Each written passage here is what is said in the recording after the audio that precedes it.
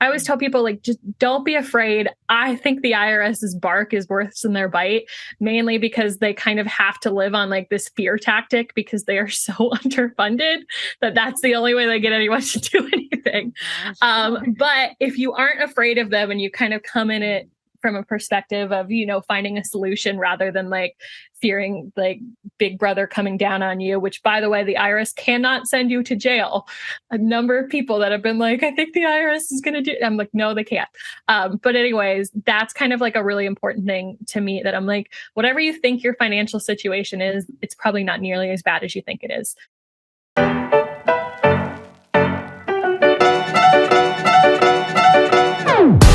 Welcome to the Designer's Oasis podcast. I'm your host, Kate Bendewald, interior designer, mama, and CEO of a thriving interior design business built on authentic word-of-mouth referrals.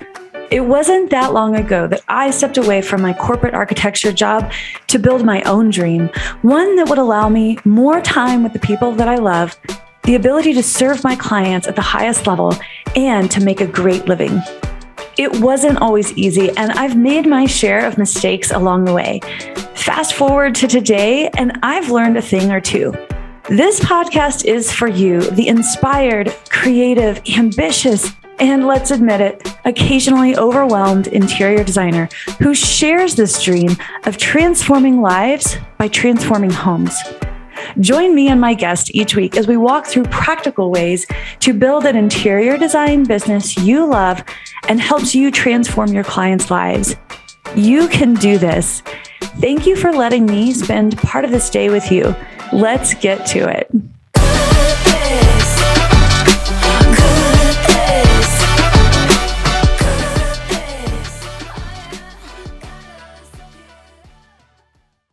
Well, hello there and welcome to today's episode. I am just going to say that if you are a longtime listener of the podcast, you will be able to tell immediately that today's episode is a little different. In a good way. This episode is different because there's a sort of unpolished, unfiltered conversation that I have with what I would consider to be a new friend, Christy Taylor, who is a CPA, but she is not your everyday CPA. This was literally the very first time I ever talked with her and met her. We hadn't even emailed. My team had taken care of getting her on as a guest. But there was this, I felt like I had just sat down with somebody who I had known for so long prior to getting on to record with her. Of course, I was doing some research, just trying to understand about her philosophy and who she is and all of this. And in getting to try to learn more about her, I just felt this connection with her before we even got on the phone. I was like, oh my gosh, she just seems like a kindred spirit. And that was so true. And so usually the way these things go is that I will, I just hit record and, we have a moment to sort of talk and get warmed up and kind of get acquainted before we actually start in on the podcast. And that's usually how I do it. And it didn't work out that way in the best way possible. We just, did my regular thing, hit record, and the conversation just instantly started flowing.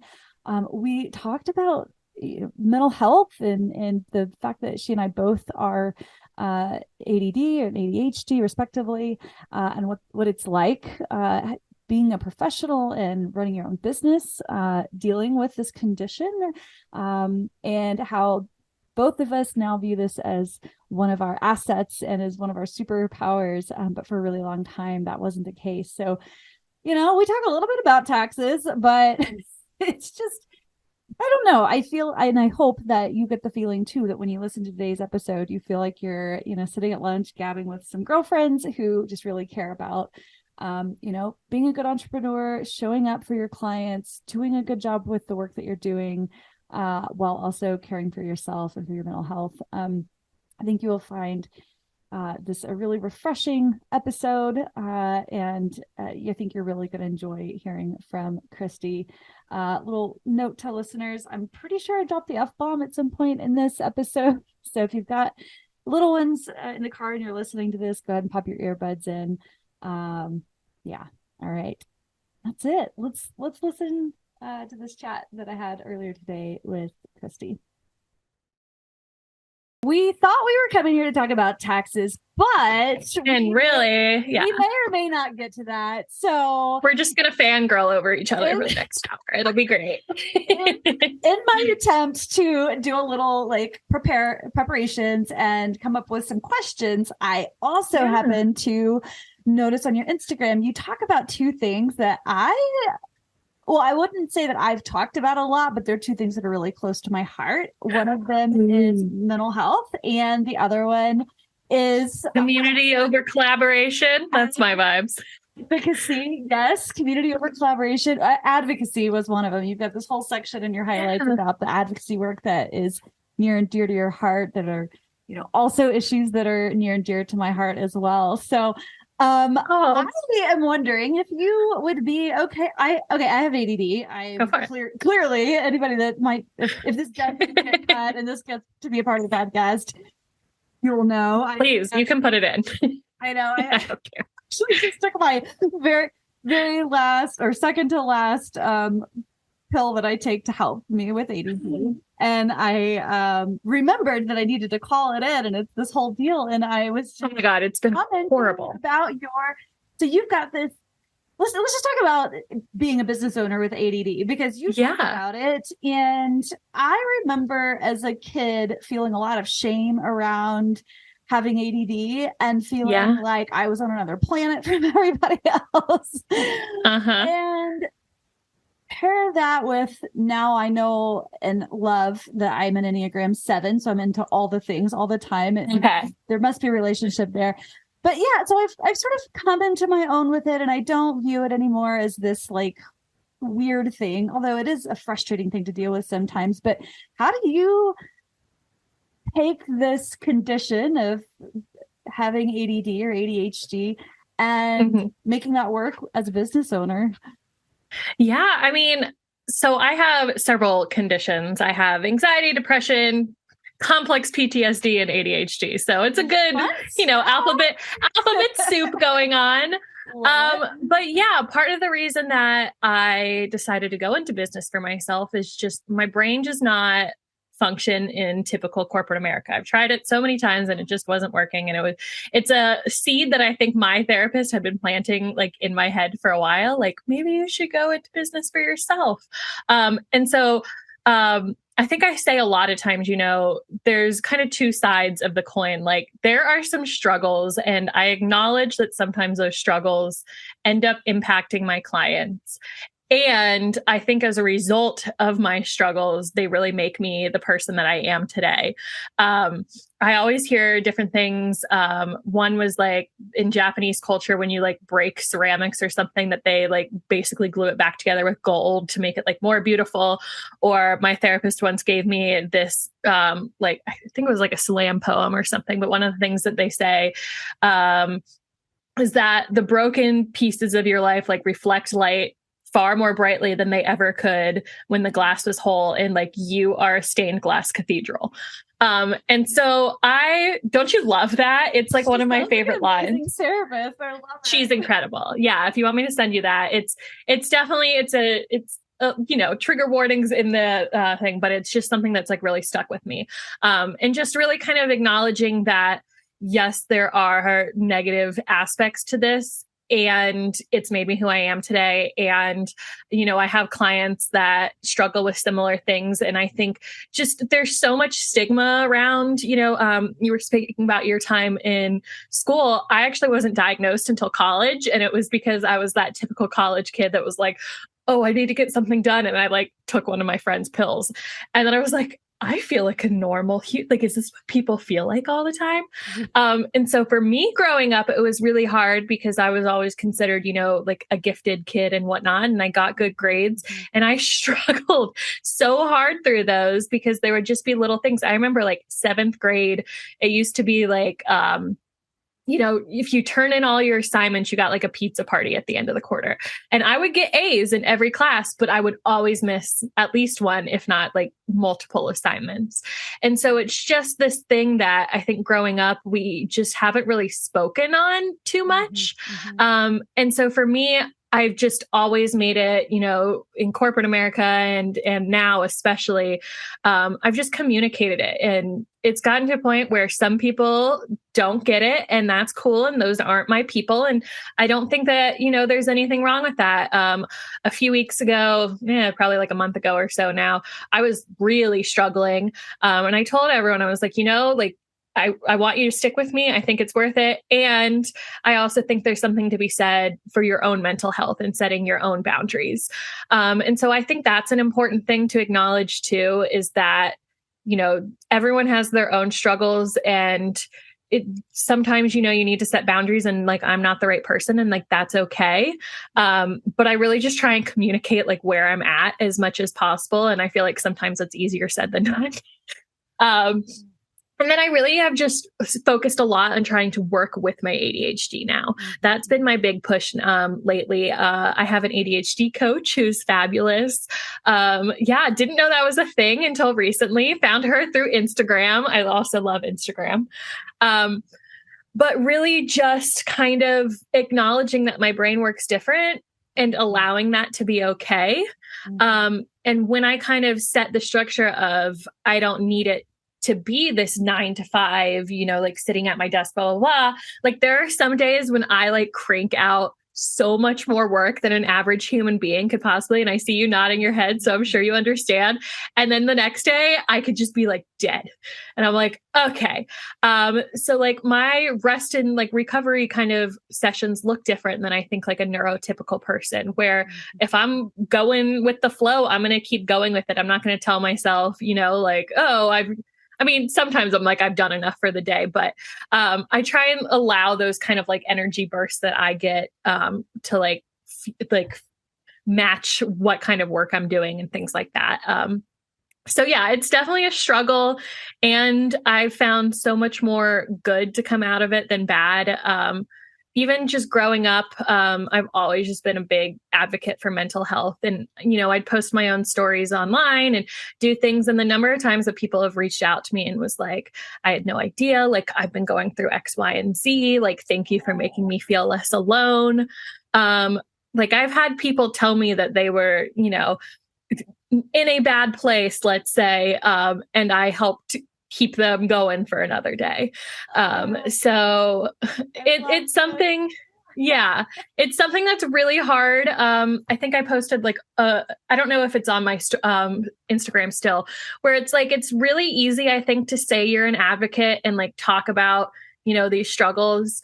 And then there are times that like, I think a lot of times people are willing to give you like the benefit of the doubt until it stops becoming convenient for them and it makes an impact. And I think those are kind of the hardest parts. Again, like I said, like I understand for certain people, if it's really just not something that you can handle. But I think a lot of times, people just aren't willing to deal with 10 seconds of discomfort to kind of come out on the other side. And it's hard because everyone, like I said, everyone is usually at this point, knock on wood, I've surrounded myself with like good people who support it.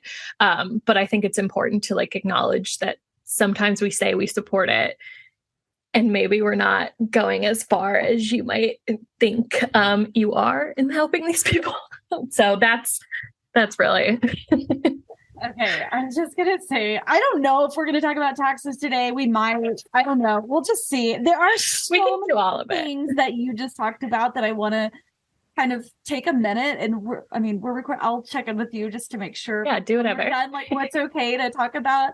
One of my favorite podcasts to listen to is, and here I am being ADD right now. Doc Shepard, armchair expert, and I haven't listened, but he was recording with somebody, and one of his guests was like, "Wait, are we recording?" He was like, "Yeah, ADR, always be recording." And I was like, that's really nice because some of the like best conversations happen in that like like where you're just like getting settled. Mm-hmm. I'm trying to. Okay, there were so many things I wanted to touch on. You just talked about, but one of the things that I just felt from you, I feel like collectively, especially in the entrepreneurial world, in the creative service-based provider world, there is this sort of renaissance of this feminine energy that is so different from the like corporate, robotic, masculine, black or white world that I don't know how old you are, but that I know I was raised with and that I was expected to sort of conform to. And for me too, the corporate world didn't work. I ditched the corporate world after I had my first child, mostly because I was experiencing, I didn't have the words for it at the time, but it was extreme sleep deprivation.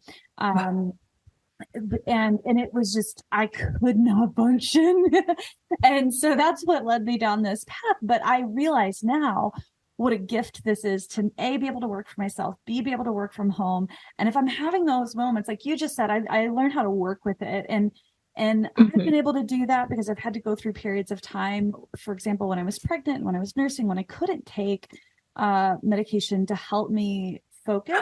And that's my biggest fear.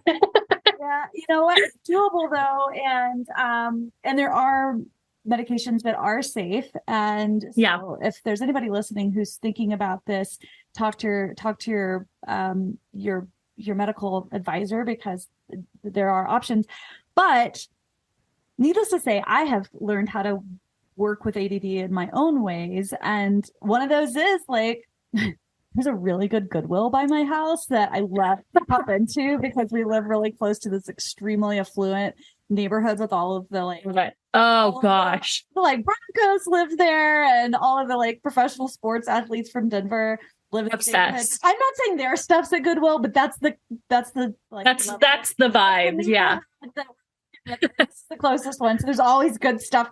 So whenever I'm just like, fuck, I cannot concentrate, I'm not feeling it, I'm not in the vibe, you know, whatever, I will pop over there, grab some lunch nearby, and then just pop my head into Goodwill for like 20 minutes. And then I'm done. And then I can come sit back down. I've given myself the brain break that I needed. I may or may not have bought something that I absolutely didn't need. And I feel like I can focus. That's just one of the million. It's fine. It's the ADHD tax. That's what I always call it. I was trapped in this like corporate world of needing to be at my desk. And speaking of the people who are advocates for certain topics, and then when the rubber hits the road, they're often not. I experienced that too, where it's like, oh, we say we're pro mom, we're pro family, and all these things, and there's your breastfeeding room as proof. But there are so many ways that typical corporate environments don't support people who are experiencing an array of mental health challenges. So I just want to say thank you so much for your willingness to not just talk. You're doing more than just talk about it. You're talking about it, but you're talking about it in a way that is inviting the conversation and normalizing it and just saying, this is who I am. And if this isn't going to work for you, that's okay. Well, I think it probably does, because I also get some empathic tendencies from you. I don't know if that resonates. Same. Yeah, same. But I would imagine that your clientele, your client base, are also people who need a CPA who understands. Maybe they have a fragile money story. Maybe they have something going on that makes dealing with their finances really difficult. Maybe they haven't done that money work. And so having somebody who can show up with compassion and brains and get it figured out in a way that isn't scary and makes it feel approachable. You are that person to those people, and we'll need more CPAs like that. So thank you. I mean, that is 100% like the kind of business that I'm trying to create. The number of times that I have somebody come up to me, you are that I'm creating. You're at the I have created. All right, that I have created. I talk a lot about community and like collaboration over like. I truly believe, that there's plenty of people to go around, and we just need to find those people and match them like with the right person. Like, just because you're not the right person for me, that's fine. Like, let me help you get, do what I can with like, while protecting like my own mental health and my own boundaries. But like all that being said, like, yes, that resonates with me so hard. So many of my clients, and I always say, I don't know if it's like the self-fulfilling prophecy or if it's truly just like creative people just function different. I think it's a little bit of both, but so often I have people come to me that are like, oh, like I'm just really dumb about money, or like, oh, I have no idea what I'm doing, or blah, blah, blah. And I'm like, no, no, no, no. Nobody just bothered to teach you. Like there is so many little things. Like, yes, maybe you're never going to be a CPA, and you don't need to be a CPA because that doesn't bring you joy. And there's other people that will do that. But we can still get you like at a basic level of understanding. And that's always what I want for my clients to feel, that they can ask those quote stupid questions. The number of times I say there's no stupid questions. Yeah.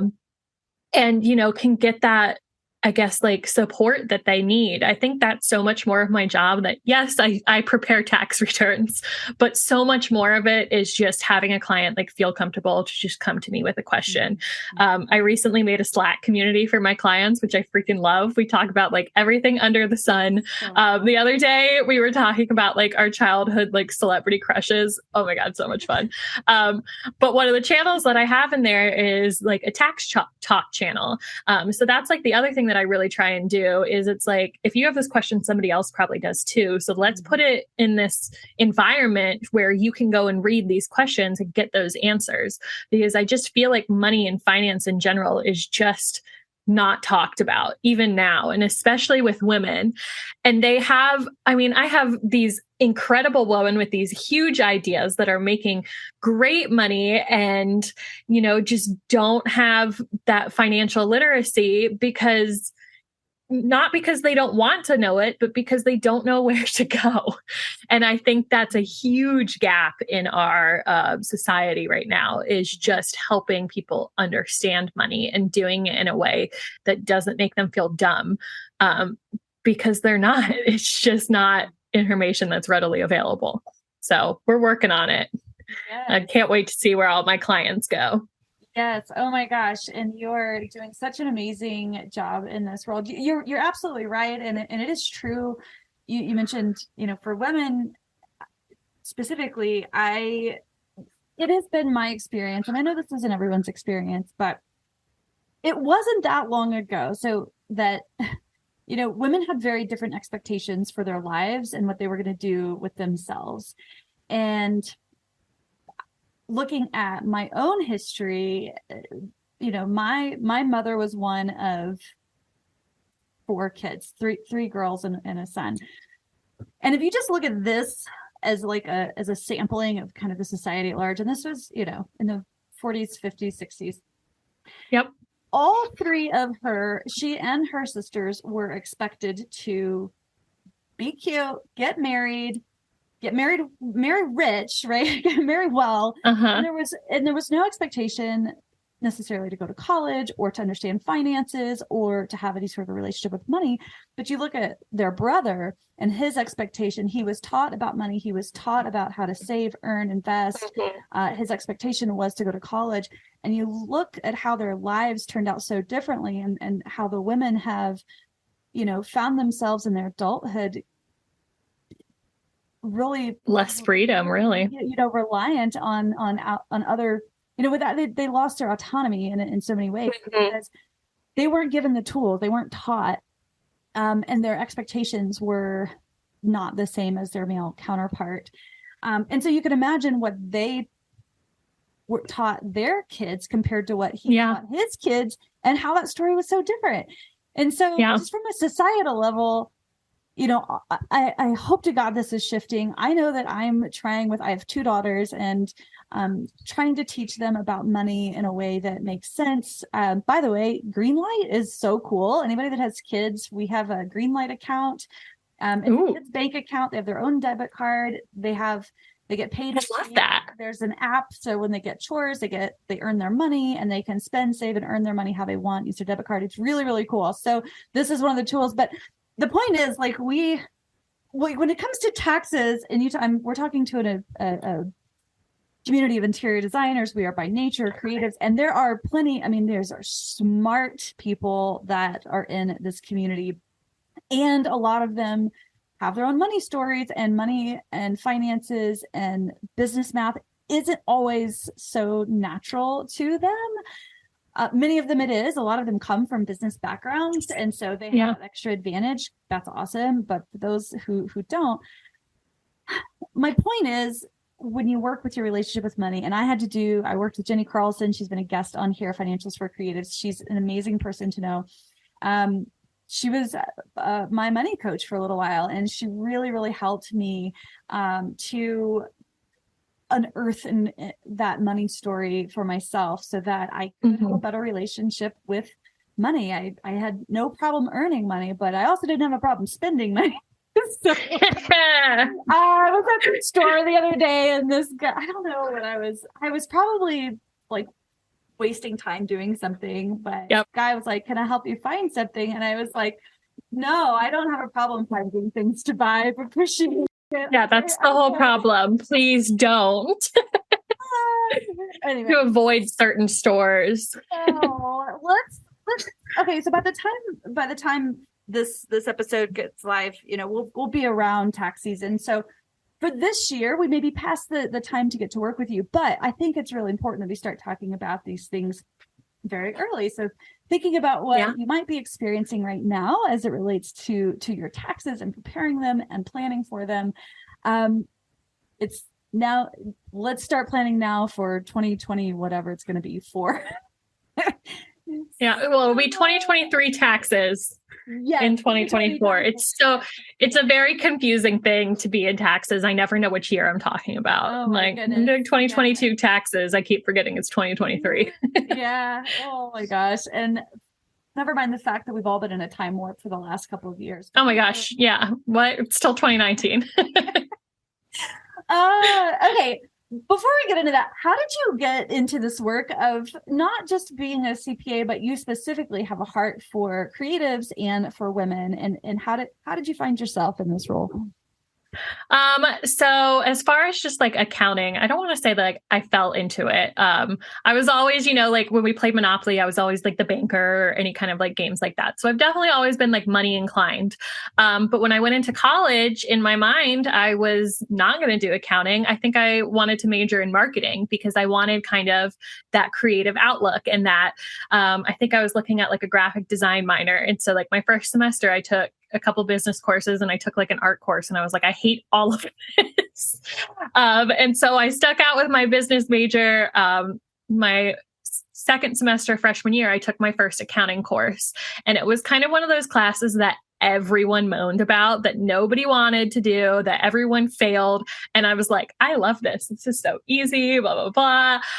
And so I was like, this is interesting. And so I really just kind of went with my gut. I always say, I think my decisions are like 80% like overthinking, conning everything out. And then at the very end, I just go with my gut. And it's been that way, for picking my college, for picking my major, for picking my job out of school, where, you get to a point you need to think things through. And then I really just kind of follow what my heart's saying. So that's kind of what happened with accounting. I worked for a big firm outside of, like, as soon as I graduated, did that for a couple of years. And then I got married. And it was great. And, my husband's not the hero of this story. It's actually my wedding videographer.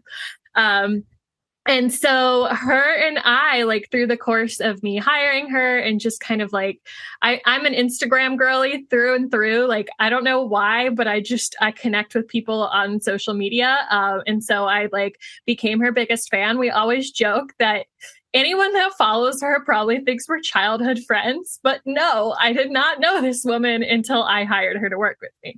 But shortly after, so I got married in December of 2021, and she reached out and was like, she had just gone full time. She's like, hey, can you help me with my taxes?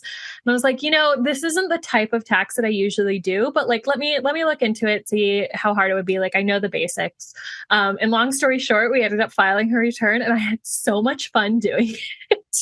And it was kind of this piece that I realized for Christy Taylor. Except, you know what? It's so funny the number of times that people come up to me and are like, I'm so excited to file my taxes with you.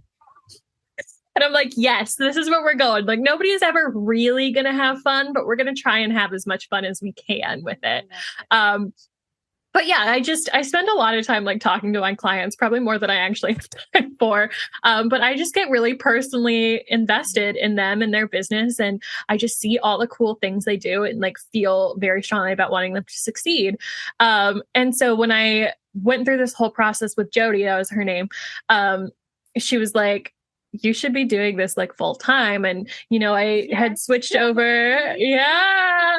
I'd switched over. It was so funny because again, I was like, oh no, you don't need to pay me. And so she started secretly taking some of my like video footage from the wedding and like putting together, things that I didn't pay for. And that's how she paid me for my services. So it was really cute. Yeah. I got a lot of extra wedding footage out of that. So that was really cute. And that's just kind of like the vibes, I go for. At this point, I actually do need to make real money. So I do charge people.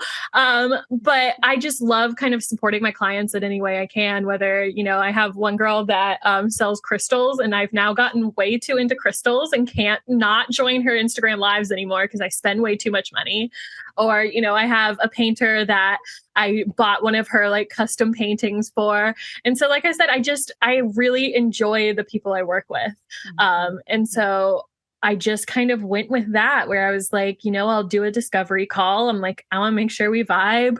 And those are the people that I hang out with. And, I always, like I said, every time I'm kind of very much of, if you don't feel it with me, that's fine. I'll help you whatever way I can and wish you the best of luck. And that's really kind of how I've approached things. And it's really helped me build like such a fun community of women who have such cool ideas in their head. And I'm just so grateful that I get to help, move along their success. And I can't wait to see what big things they do.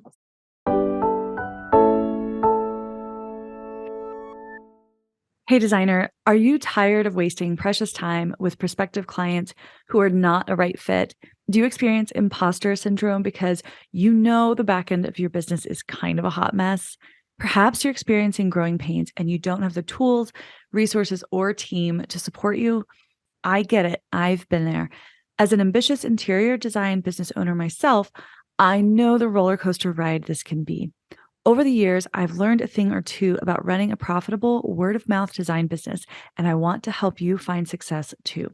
How would it feel to wake up and face the day knowing exactly what to focus on next, having a roster of enthusiastic clients, including a paid waitlist, and having the space, time, and creative energy to develop projects that you are proud of and are portfolio, if not press-worthy? I want to invite you to learn more about the Interior Designer's Business Blueprint, a business coaching program designed exclusively for interior designers who want to serve their clients at the highest level while making good money, but without the burnout and overwhelm. If you're ready to get off the roller coaster, you don't have to do it alone. Join me inside the Interior Designer's Business Blueprint and get the tools, teaching, and community you need to pave the way for an interior design business your clients love and you are proud of. To learn more, grab the link on your audio player or head to designersoasis.com/blueprint. That's designersoasis.com/blueprint.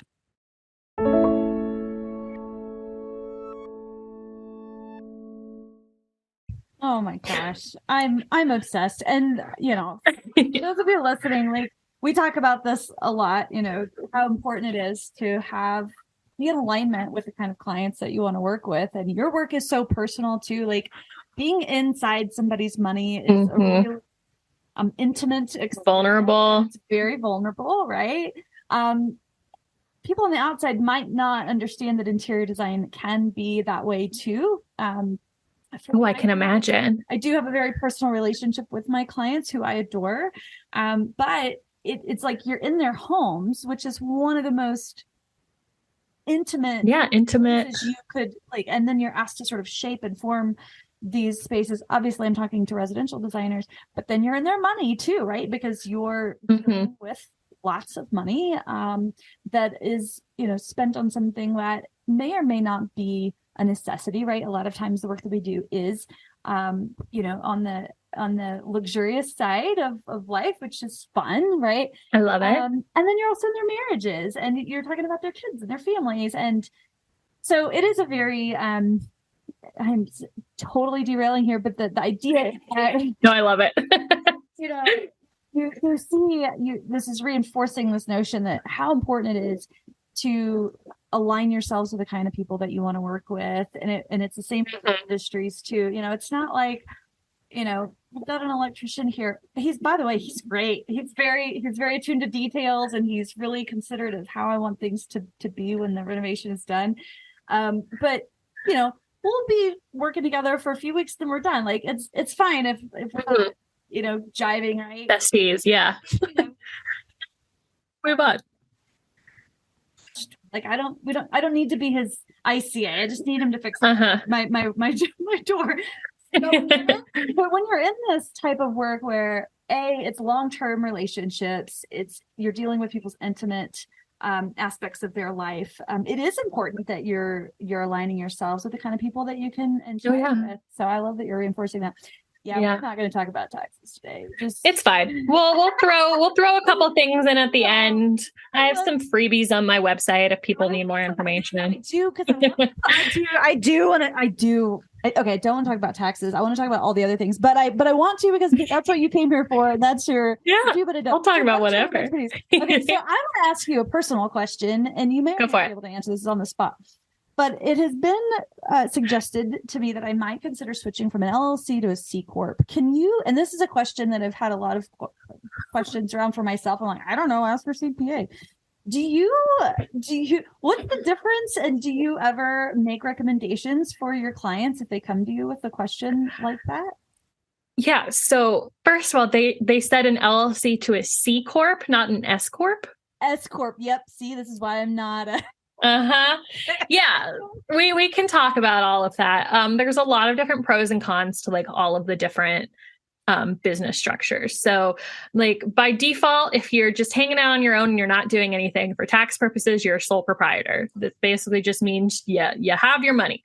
If you form an LLC and you're the only owner, for tax purposes, default, you stick with a sole proprietor. It's just for legal purposes that you then kind of get that liability protection. An S Corp, I feel like, go for it. So, and the benefit because we do have a lot of designers who are just starting out with their business, and they might have some more of those foundational questions. But the reason why you would form an LLC is to protect your personal assets, like your home and car. So if something were to happen and somebody were to sue you, God forbid, your personal assets are protected, but your business assets would be at risk. Okay, so that helps you protect your personal stuff. So from a tax perspective, they're the same. It's truly just legal. And so I tell people I'm not a lawyer. I can tell you the bare bones of it. Sure. You know, if you are an LLC, one of the most important things is to make sure that all of your business stuff, especially your business finances, are completely separate. Because if they're not, you could risk that liability protection. They could still come after your personal assets. But again, if we're just looking at it from tax perspective, a lot of people seem to think that like you need an LLC in order to take these business deductions. You don't. There's literally no difference from a tax perspective if you have an LLC or not. It is just a legal classification. That being said, so again, if you're on your own, you're a sole proprietor. If you have partners with you, you're a partnership, and it doesn't matter whether or not you have that LLC classification until you decide if you want to become an S corporation. This is where I think it's a huge buzzword. And a lot of times, especially lately, people, I think, become this S corporation sooner than they probably should. So what an S Corp does is the way that you're currently taxed. So if we're going to you want to be my example here. If we're saying that you right now, let's say, make $100,000 that you're taxed on, you're taxed in two different ways. The first way is your income taxes, and the second way is your self-employment taxes. So as a self-employed person, since you don't get that W-2, you have to pay the Medicare and the Social Security taxes that would be taken out of your paycheck. And again, because you're self-employed, you have to pay the employer piece and the employee piece, both of those together. So on that $100,000 that we're saying that's how much you made this year, you pay 15.3%. So that's $15,000 just on the self-employment taxes. We haven't even gotten into the income taxes. Mm-hmm. What an S corporation allows you to do is it kind of takes it a little bit more separate, where it's not saying all of your money is coming from you, like providing these services, that there's some other things that create value in your company. And as such, you are required to pay yourself what's called a reasonable compensation. That is the tax terminology. And it's basically just a fancy way of saying, if you were to hire somebody to your business, how much would you have to pay them for them to do all of the jobs that you're doing now? Or flip side, if you decided to go work for somebody else, like how much would you have to be paid in order to be willing to like go and do that job? So let's say, for instance, we decide that your reasonable salary is $50,000 a year. You now have to take that $50,000 and you become an employee of your own business. So you'd get your own W-2, and through that W-2, we'd be paying those employment taxes that would otherwise be self-employment taxes when you aren't an S Corp. So now we have $50,000. That is a W-2 that will go onto your return as W-2 income. And then we have the other $50,000 because remember we made $100,000. That's ultimately going to, again, go onto your return. So from an income tax perspective, we are still paying the $100,000. It's just where do those amounts go on the return? We're just splitting it up into two rather than all having it all on one line. But that second $50,000, we're not paying any of those employment taxes on. So in this example, when I was saying, okay, only $50,000 instead of $100,000 is employment that you have to pay those employment taxes on, that's $7,500 that you're saving right there. The reason I think a lot of people tend to jump the gun on this is because there are some other like costs that kind of get associated with it. You have to put yourself on payroll. So usually that requires working with a payroll company of some kind. Depending on who you're working with, minimum $25 a month. Usually it's $45. If you're an S Corp, you have to file a separate tax return that you wouldn't have to do. That's usually on my end. I find about an extra $1,000 a year right there. I also highly, highly recommend that people do a reasonable compensation study, because if you were to get audited by the IRS, that is number one, the first thing that they're going to check. And if they decide that your reasonable salary isn't reasonable, then you could owe back taxes, you could owe penalties, that could just be a whole mess. So I always say, like, you need to be in a spot where you are prepared to pay yourself a reasonable salary. And usually that ends up anywhere between, I've had people, if you're only working like 10 hours a week for your business, be somewhere like 15 or 20K, all the way up to people that have a PhD and are doing like very sophisticated work that are over $100,000. And I feel like there are a lot of like these fake rules out there on the internet that it's like, oh, just pay yourself half. And that's just not something that the IRS will allow. And so that's always a big thing for me, that you really, really need to be working with somebody who understands the implications with your business and making sure that it makes sense to you. You can terminate an election as an S Corp, but it really kind of screws you over like long term. So I tend to, for my clients at least, I do that reasonable compensation study with them. I'm like, here's where it's coming out. Do we think we can pay this? How much money are you making each year? Okay, let's do a comparison. Does it make sense to do this now? And sometimes I always say too, it's funny because I'm an accountant, that money isn't the only like value in my decision making. Like maybe you just don't want to spend all of this extra time keeping up with the maintenance that goes along with an S Corp. And maybe, you know, you'd save an extra couple $100, maybe $1,000, but okay, if I don't have to think about all of these things all year long, maybe that's worth it to me. So I like to take a very holistic approach when doing an S Corp. But that being said, on the flip side, I have lots of clients that I'm like, I really wish we had elected to be an S corp earlier because we're spending so much extra money on these taxes. So it's really just something that you need to like talk through with somebody who knows well. But yeah, they are definitely very big buzzword right now. Yeah. Well, and there's a lot of, at least in my algorithm, some advertisements that keep coming up that are promoting this idea of like, the knee-jerk reaction is like, oh my God, I'm spending all this unnecessary money on taxes because I'm an LLC. Maybe I should switch to an S corp. And so I brought this up with my CPA recently, and she said that we would look into it. Right? We haven't had the chance to do that yet, but yeah. So that's kind of the reaction is, oh my gosh, I'm spending all this extra money on taxes that I wouldn't necessarily need to. But what I'm hearing from you is, let's look at this with a little bit more granular detail on your specific situation in terms of what. And so it sounds like it's driven primarily by level of income, but some other factors as well. In order to determine whether you're kind of at that threshold. Okay, now is about the time that it would be smart to switch. Okay. Can I ask you some other kind of frequently asked questions that come up for designers in our group? Okay. One of the big questions is like, how do I budget for paying my taxes? And I don't know how familiar you are with the interior design business model, but for a lot of designers, there's big influxes of income. And a lot of times it shows up as a liability in forms of like retainer money that gets drawn down over time.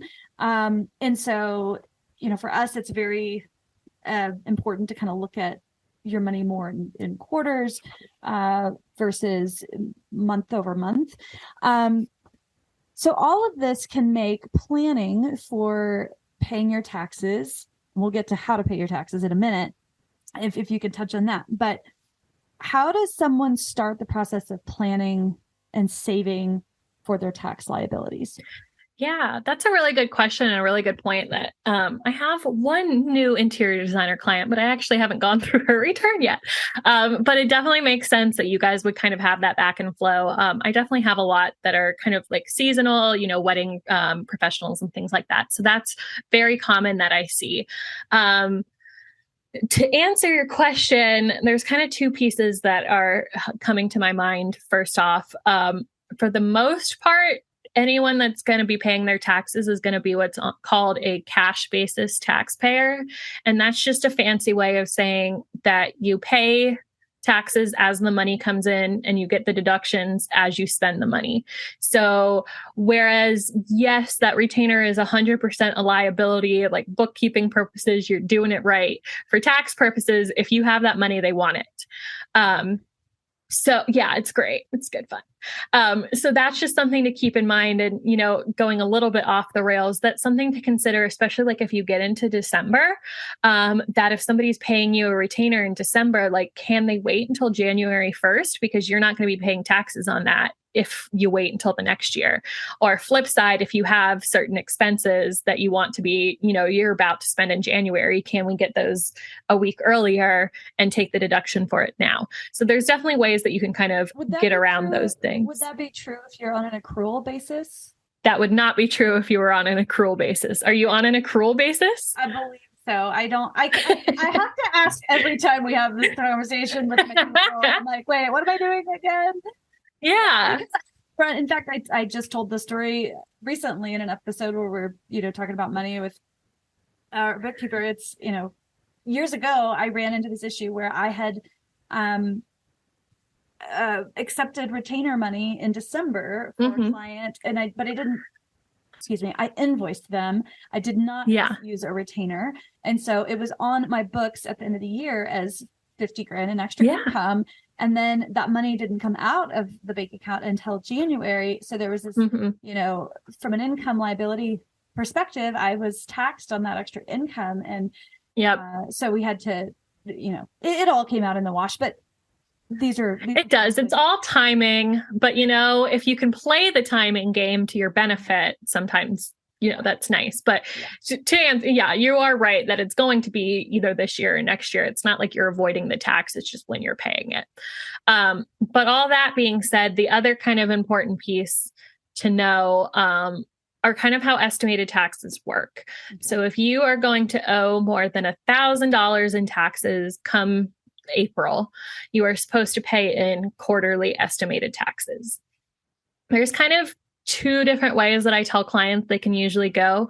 The first is there's what's called a quote safe harbor, which basically just means as long as you're paying this much, you're not going to have penalties and interest. Even if you owe taxes come April, there's not going to be that extra kind of penalty. That's just 100% of what you owed last year. So if you owed $10,000 in taxes last year, we divide that by 4 and we pay $2,500 each quarter, excuse me. So that's usually just what I tell people. Just make sure you're paying in at least that much if you want to avoid like those penalties and interest. I also have people that are like, oh, I didn't pay any estimated taxes. And I'm always like, it's okay. Don't stress about it. Most people have no idea. Again, nobody just tells you that you need to do these things. And so I had a client, for instance, that just owed like $30,000 in taxes. And I think her penalties were like $700. So, I mean, you know, like they aren't super big. But that's usually where I'm like, let's try and get into a habit of paying at least in 100% of last year's tax. So that's kind of piece number one. Usually piece from there. Piece number one is to go ahead and estimate and just pay something every quarter, yes, even if you don't know that it's correct. You know, the exact. Got it. Okay. Yeah. So pay in based on last year. So like I said, if you're looking at how much you owed last year was $10,000, and that's like before your payments. So whatever your total taxes is, pay in that much to get yourself protected from those penalties and interest. It's not a huge deal if you don't, but that's kind of like best practice. Okay. The other side is people very often are like, how much should I like be setting aside? And there's kind of two pieces to this. A lot of times, if you work with a CPA, they can do estimated tax calculations. I might be in the minority. I personally think most people don't need them if you're working with a bookkeeper. I feel like it's just an extra way for CPAs to get more money. I don't know. I do, I'm not going to spend your money if I don't think it's worth it. But usually if you're looking at where you come out at the end of the month in your bookkeeping on your income statement, if you're saving, it depends again, like what structure you are, if you're an S Corp, whatever. Usually 30-ish% is kind of like a safe amount to put aside. And I'll have people put those in a different bank account, just kind of acknowledge them as like, this is set aside for taxes. Some people want to go ahead and pay it in and go for it. I don't think there's anything wrong with that unless you're going to be like investing that money somewhere to make way more money. But that's usually kind of how I tell people is let's go ahead and pay in your minimums based on how much you had last year. And then let's set aside 30% based on like how your bookkeeping's looking up. I personally will go through and kind of do like a little gut check, make sure that everything's kind of looking good with my clients, that they're not doing something real bizarre. But like if you're working with a bookkeeper, like they 9 out of 10 times will kind of help you along with that. And then again, I usually just try and be a sounding board if somebody has questions or if something weird is going on and they're like, hey, how does this impact? That's kind of where I like to come in rather than every quarter kind of going through and being like, you have to pay this much. I don't see the value add there. Sure. It takes a lot of my time. And as a result, it takes a lot of your money. And I don't want to do that unless it makes sense. Yeah, it's just an easier way to do it. That makes a lot of sense. Yeah. Yeah. When I was, doing regular client work, one of my money habits that I had to build in, I didn't in the early days, but it really was helpful once I did, was do two things. Well, okay, 3 things. I'll see if I can remember all of this by the time I told you guys. It's one of those days. One is when I'm putting together a proposal, there was always in the back of my mind a little bit of like, there's some tax on top of this, right? This is not all money that goes into your pocket. So if you think about that number, you might just start adding on a little bit more to your proposals to account for the taxes. And, yes, that money has to be taxed too, but that is, if you're trying to meet certain financial goals, this can be something to consider. Yeah. Second, every retainer or invoice for services or goods, whatever the case may be, that gets provided to you, the habit that I always had was, let's take a little bit of this and push it over this account. So every time there was a little bit of money, going, and sometimes if I forgot, I'd take a big chunk and just push it over. There was not a lot of science behind it, but it worked. You try your best. That's what most people are doing. Yeah. And I'm going to restate this again. I'm a profit first practitioner, but not to the nth degree. I practice it a little loosely. I do keep multiple bank accounts, and if those who are listening, if this is new to you, profit first, the model is to pay yourself first, and whatever's left over, that's how much money you have to run your business on. But the 3 bank accounts that I have is a checking account for operations expenses, a checking account for I call it a trust account. And so that's for client purchasing. So if a client gives me money, our company money to buy product on their behalf, that money goes into that account, and that's separate. And then I have a savings account, and that is for taxes. That is for income taxes. Sales tax stays in that trust account because that's all kind of this vertical monthly. Yeah. Sort of. Yeah. So anyway, that's how visually in my mind I keep that money organized, is the savings account is for taxes. So if every time you get paid, you put just a little bit of money towards that, you could start to, just feel more secure that you've got some money in there. And so even if it is a little more, you're not starting with nothing, right? And you can pay the difference. But it's just a good habit to get into. Yeah. I do have 2 thoughts as you were saying that. One, as it relates to taxes, I also always tell people, I feel like people get really, really scared to file their taxes. They're like, I'm going to owe so much money, and tend to avoid it. First of all, there's 2 different penalties. One is for a failure to file, and one's for a failure to pay.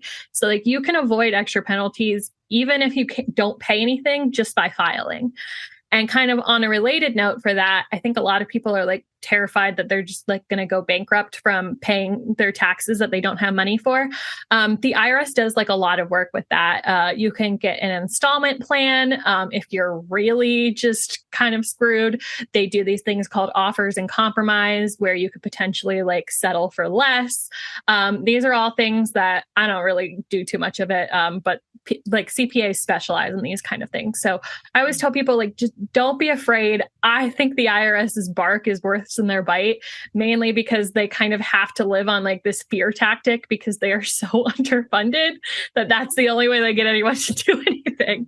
But if you aren't afraid of them, and you kind of come in it from a perspective of, finding a solution rather than fearing Big Brother coming down on you, which, by the way, the IRS cannot send you to jail.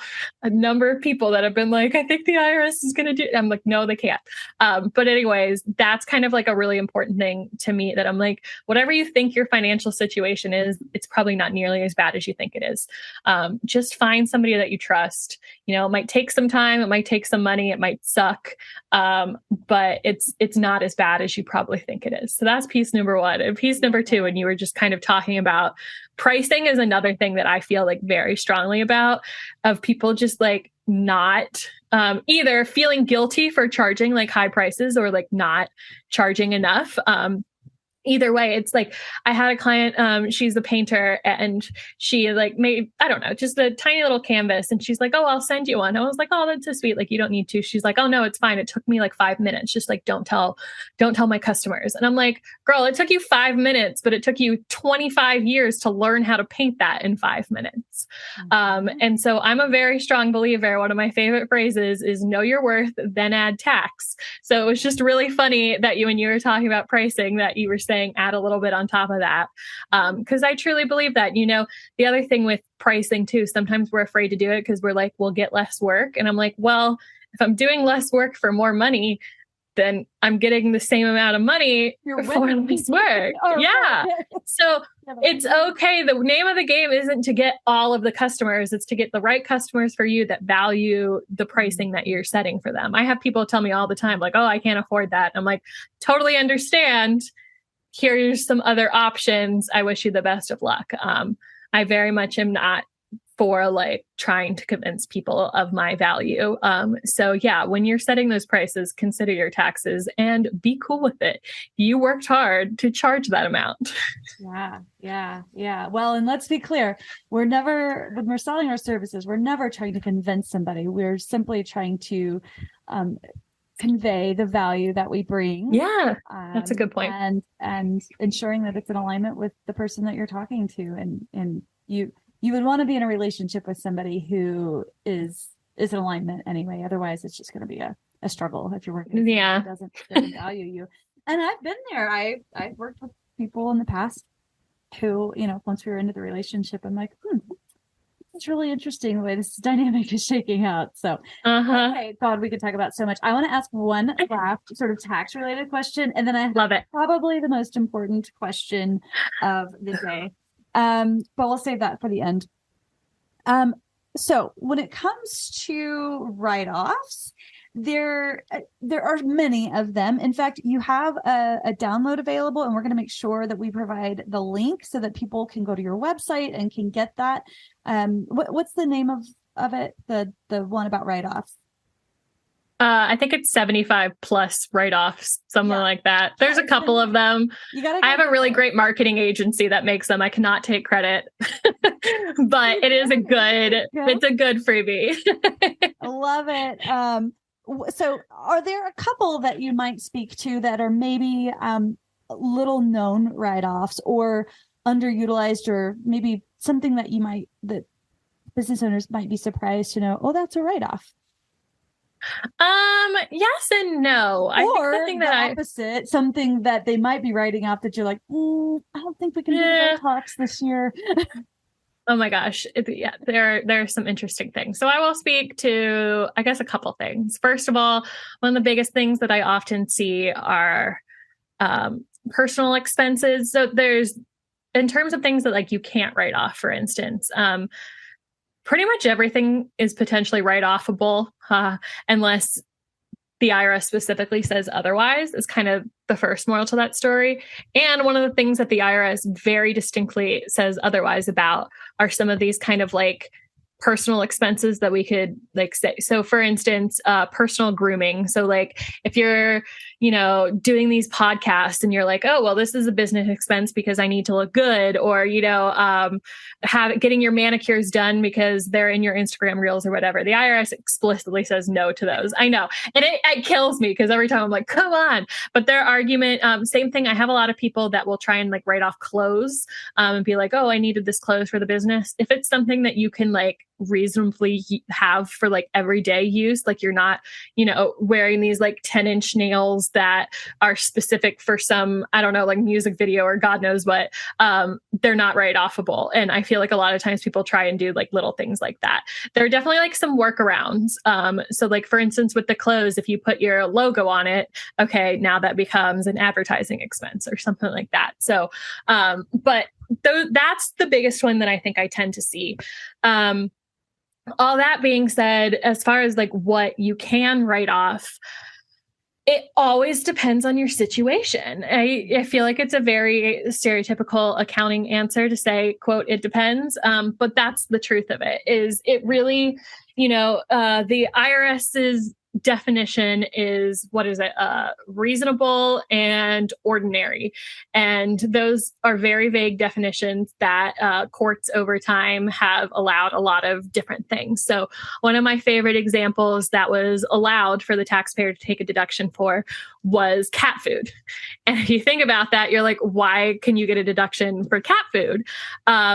But when I tell you in the context of this was a like junkyard and they used the cats to keep away other animals, okay, now that cat becomes a business deduction. So all that, yeah. Can you imagine? Good story. You get a business cat. I just imagine it in its little suit, like getting ready for work. Oh my God. Yes. So yes, But if like anyone else was going to try and do that, the IRS would be like, no way. So I usually just say, again, work with your accountant. And also a little bit of it depends on like your risk tolerance. So for instance, with that cat food deduction, like clearly on like face value, this does not seem like a reasonable deduction. And so they had to go to court over that. And so that's something that you need to consider too. Like, is this like going to be a huge expense that, you know, the IRS might question and like you're going to have to fight for? Is it really worth it? And sometimes I think it is. I have a client who's a home baker, and they're in the middle of a kitchen remodel. And so I'm looking into ways with them that like, okay, usually you can't just write off your kitchen remodel as a business expense. But if I say she's spending 80% of the time in that kitchen doing business work, like, okay, let's see what we can do there. So there's a lot of like normal things that, you know, if you're using this for business, I always tell people or my clients that I would rather you send me more information. And if I'm like, what on earth is this? We can kind of talk about it. But there's a lot more than you think, you know, like your home, you can write off a portion if you're sitting at your desk like I am right now. That's a home office deduction. And I can get things like rent, house cleaning. We have a cleaner that comes once a month, utilities, all those things can become partial business expenses. Same with your phone. I'm trying to think if there's anything else off the top of my head. But yeah, I mean, anything that is truly like related to your business, you need documentation behind it. That's the key thing here. But I would rather somebody be like, well, what about this than not tell me, because I want you to pay less in taxes. All the rich people out there are paying less in taxes. So let's take advantage of the rules too. Is always my opinion, my approach on it, where we're going to do this legally. We're going to do things that make sense. One of the other things that I love doing is telling people to hire their spouse or hire their children. Because if you're hiring your spouse and you guys go out to eat and you are genuinely, I don't know if you're like me, I talk to my husband about my business all the time. He does little like things. He works in like operations. So he'll help me with some of the behind the scenes things. And then when we go out to dinner for date night to like talk about that, I write that off as a business expense. And that is a valid business expense. It absolutely is. Absolutely. Same thing with your kids. No, finish the kids one because okay. My kids are going to be 10 this week. I'm like, how old? What age? No, yeah, they can be. Do it. So I want to say it's about $13,000 now that if you're paying your kids, I mean, you again need to go through the process of doing it legitimately, but they pay zero taxes on that $13,000. So that's called income shifting, where you're just taking, in your case, $26,000 off of your income, giving it to them. And now we're not paying any taxes on it. So there are things that you can do that are legitimate and benefit you. But I think a lot of times people don't go about those types of things in the right way. Again, like we need that documentation. You can't just say that you're paying your husband, pay him like one time $20 and say every dinner from here on out is now a tax deduction. So that's kind of like the line of, you know, really planning and thinking about things from like a tax perspective can help save you money. And it's hard to like get into that mindset without having somebody to kind of feed off of those. Like, what about this? So, yeah. You know, one of the things that I am always surprised that people don't realize is a tax write-off, but education is specific to your work. So Designers Oasis, if you've joined the membership, if you've ever purchased any of our templates, those are all business expenses that you can write off. So that's, you know, and I'm always taking all that business development. Yeah. Anymore, but over the years I've taken so many courses and I had coaching. And all of those are considered business expenses. But yeah, just keep your documentation. Oh, well, looky there. We talked about taxes. Yay! Out of the way. So we talked about some good stuff in taxes, man. You got me to talk about my cat story. I love that story. This is fun. Okay. But the most important thing I have to ask, I noticed that, and this is why I was like, okay, I just want to be best friends with her. We're also a big Taylor Swift fan. Yes. Stop. Is this where we're going? Oh my God. Oh, I'm going to 3 different concerts. Yeah. How many extra So tickets? I was like a sociopath. I was like, literally spent 2 days buying up as many tickets as I could for like different people because I was weirdly good. I don't know what it is about like online sales, but I'm like on it. So I got like 20 different tickets. I gave a bunch away at like face value to people who didn't get them or like my friends or things like that. So yeah, it brought me so much joy. I was just very angry at the fact that like other people weren't getting tickets. But I digress. So my main concert is in Boston. That's where I'm located. I have like floor seats, like, you know, the little like diamond shape that she has coming out. If you've seen like the stage, I'm like literally front row right by the diamond. So I could cry. But you're like, I could cry. I'm gonna be able to see her cuticles. Okay. I hope so. That's the dream.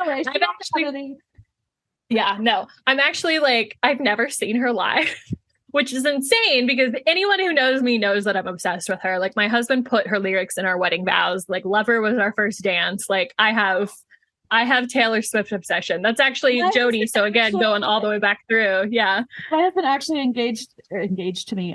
God, y'all, proposed to me with a paper ring. So that was one of my favorite songs. Yeah. That's so cute. Yeah. No, I have. And he was impatient. And so, and we were having like a cute date night and he really wanted to propose, but he didn't have the ring. So he showed me the proposal. I love that. I crack up every time I tell that story. I was like, are you serious? Amazing. To be with this paper amazing. And then I found out, I was like, meant to be. It was supposed to be. Yeah. Yeah. So actually, Jody, who is my wedding videographer that got me into doing these types of taxes, and then my wedding planner we were all huge Swifties. And there is an amazing video of the three of us like dancing to Bad Blood at my wedding. And I was so sad because my wedding planner Jody just got married less than a month ago. I was invited and I couldn't swing it. And we were like, oh, we're going to do it again. So yeah, I find that Taylor Swift is like the universal connector. Like if you can at least respect Taylor Swift, we'll be cool. It's the Taylor haters that I have to be like, I got my eye on you. But yeah, so I'm going in Boston, and then one of my best friends just had a baby. I actually talk about this all the time because it's really funny. Going back to taxes, I used to joke to her, baby was due, I think, January 5th. And if you know anything about taxes, whatever exists on like December 31st, whether it be marriage or a baby, that counts for the whole year. So I was like, you need your baby to be born before the new year so we can get the tax credits. Yes. I'm not kidding. This baby was born at 6 p.m. on December 31st. I was like, way to go. And she wasn't induced? So yeah. Nope, she was not induced. And we were just sitting there like, I cannot, she texted me the next morning. I was like, no way this is real. I was joking about it for literally months. But anyways, so my birthday, they're in Atlanta, and she's in South Carolina, so that's closest. So I'm flying down there to go see her. She decided that she couldn't leave the baby, so her mom and the baby are going to come and stay in a separate hotel room while we go to the concert, which I'm so excited about. And then I happened to be in Chicago for a family wedding. She's like, I know. Priorities straight. The important things. No, it was so funny because we were looking to it, like where the breastfeeding room was. And she's like, oh my God, it's like right next to our section. It was like meant to be. We're going to drink mocktails all night. It's going to be great. So yeah, I'm excited about that. And then Chicago for a family wedding. So I'm going, that's the one that my husband's going to too. Actually, the Boston one, he was supposed to come with me to. And that was another one that it was like the day that everyone was freaking out. And it was another random person that through a Facebook group that I'm in that was like, please help me. I was like, well, if it's just you, like you can take my husband's ticket. So we're now best friends. Her name's Jillian. She's going to the concert. Oh my God. This is great. Well, that generosity is always comes back. We'll have so much fun at all three of your Taylor concerts. You know, I haven't checked back with one of my clients the day the tickets went on sale. We had a meeting and she could hardly like focus on the meeting. Yeah. She had one eye on the computer screen trying to No. People were like asking me left and right, and I tried as hard as I could to spread the wealth, but that was a disaster of a day. Well, you've got a talent there too. So next time you have the big ticket sales, we might just hire you. Okay, this is a fun one. It was definitely different, and I love that. I love you. I feel like I've met a new friend. I want to big shout out to Jackie for introducing us. Okay, before we go, where can people find you online and on Instagram? And by the way, your Instagram is so good, so y'all better go follow her. Again, props to my marketing company. They're phenomenal. But my Instagram is Christy Taylor CPA. And same, my website is ChristyTaylorCPA.com. I'm just really into Instagram and all that stuff. I've actually been trying to avoid it because I need to get people's returns done. But by the end, probably by the time this comes out, I'll like be more hype on Instagram. I usually say like my feed is very like professional. And then if you go into my stories, it will be an adventure of what shows up in there. Sometimes they're tax topics, and sometimes you're going to hear about Taylor Swift. You never know what you're going to get. It's like a box of chocolates. I love it. You are such a light, and I'm just so grateful that you have found that you are in alignment with not only the work that you're supposed to be doing, but with the people you're supposed to be helping. We need people like you. So I appreciate it. I think this is going to be a popular episode, and I'm so thrilled that our listeners have had the chance to listen and hear. So go get your download. Go check out her download about deductions, then go follow her on Instagram. And then if you don't have a CPA or need some help in that area, reach out to her, start with a discovery call, whatever your process is for getting started. I'm sure you've got it all laid out on your beautiful website. All right, Christy, I would love to have you back. All right. Well, Godspeed for the rest of this tax season, and I'll see you on the other side. Yeah, thank you so much for having me. Have a great rest of your day. Okay, bye. Bye. Thank you so much for letting me spend part of this day with you. If you're loving this podcast, please share it with a friend who you think might also love it. Or perhaps you can take just 30 seconds to open your podcast app and leave us a 5-star rating. And if you have just an extra minute, go ahead and leave a review. This helps me so much, and it helps other designers like you to find the podcast. It also adds fuel to my motivation to keep making great episodes just for you. However you choose to help, please know I appreciate you so very much. Thank you, my friend. Have a wonderful rest of your day, and I'll see you next time.